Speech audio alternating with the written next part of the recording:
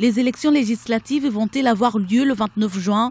C'est la grande question que se posent en ce moment les Burundais.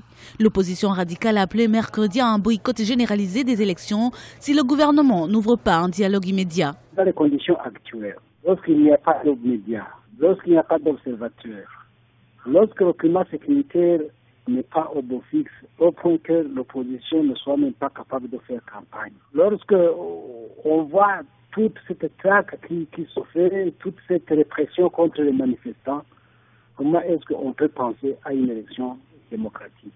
L'unilatéralisme du pouvoir dans les décisions, notamment par rapport au calendrier, sans que l'on ait abordé les questions qui sont les plus sensibles et qui ont une incidence sur ces élections-là, nous trouvons que c'est la va-vite qui ne peut pas vraiment aider le processus démocratique à s'épanouir dans ce pays.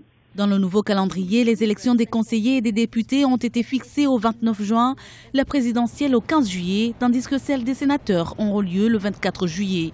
Le parti au pouvoir, le CNDD-FDD, continue de faire campagne malgré les manifestations à Bujumbura et dans certaines provinces du pays. La détermination du président Nkurunziza est telle que les élections peuvent se passer, mais compte tenu des sommets qui se passent, notamment le sommet en Afrique du Sud et de l'Union africaine, il pourrait y avoir beaucoup de pression pour que ça soit reporté et éventuellement il est très très difficile d'éviter une période de transition au Burundi et c'est dommage pour le président Nkurunziza, c'est bien pour l'opposition, mais en même temps si vraiment c'est une période de transition qui est très bien préparée et dirigée par quelqu'un qui est neutre. Alors que le gouvernement confirme que tout est réuni pour une élection paisible et transparente, la communauté internationale reste préoccupée par la situation au Burundi. La crise politique burundaise figure en effet à l'ordre du jour des travaux du sommet de l'Union africaine qui se tient depuis le 11 juin à Johannesburg, en Afrique du Sud.